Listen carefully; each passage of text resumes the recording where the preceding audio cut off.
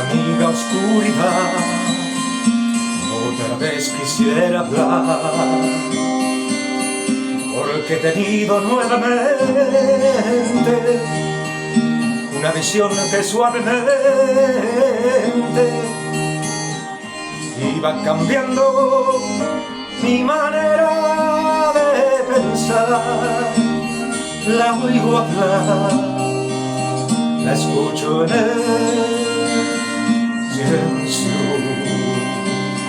En sueños caminaba yo entre la niebla y la ciudad, por calles frías desoladas, cuando una luz blanca y helada hirió mis ojos y también hirió la oscuridad. La vi brillar, la veo en el silencio. En la desnuda luz miré personas tal vez más, gente que hablaba sin poder hablar, gente que oía sin poder oír, y un sonido que los envolvía sin piedad. Lo puedo oír, sonidos de silencio. Entonces yo les quise hablar,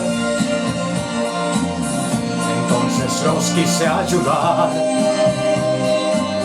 quise sentirlos como hermanos, quise tomarlos de las manos,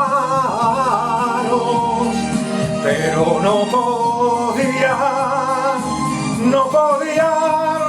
despertar ni entender que un día en el silencio se arrodillaban a rezar. Aquella luz era su Dios. Yo les grité que despertaran, que la verdad allí no estaba, que los profetas no son luces de Dios, y que Dios siempre habla en el